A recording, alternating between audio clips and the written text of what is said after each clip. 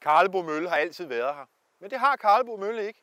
Den blev opført i 1835, og det var en fantastisk udvikling.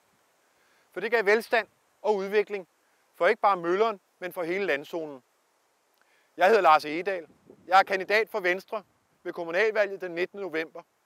Og jeg synes, vi skal følge Møllerens eksempel og sikre udvikling i landzonen. Det her er de idrætsfaciliteter, vi tilbyder vores unge og andre, der ønsker at dyrke indendørs idræt i landzonen. Der har ikke sket meget de sidste 40 år. Ejeren af det her stykke jord har tilbudt at donere jorden til en idrætshal.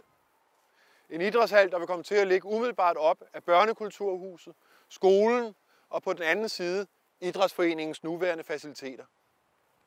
Der findes allerede et halprojekt. Det halprojekt, det skal genoplives.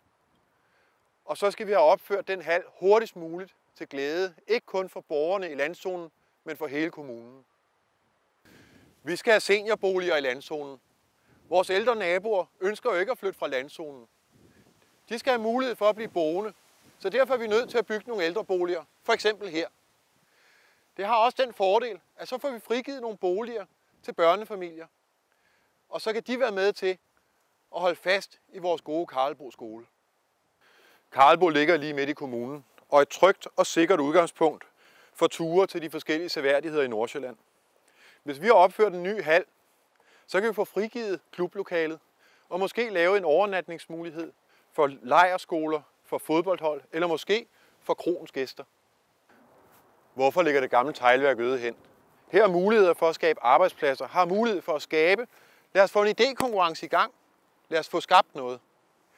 Der er mange andre muligheder for udvikling i landzonen under hensyntagen til områdets charme og særkender. Det er vigtigt, at vi i fællesskab skaber den udvikling. Jeg vil gerne stå i spidsen for den. Jeg hedder Lars Egedal. Jeg stiller op for Venstre. Og hvis vi gør det rigtigt, så kan vi sammen skabe en fantastisk fremtid for Karlebo og for landzonen og for Fredensborg Kommune.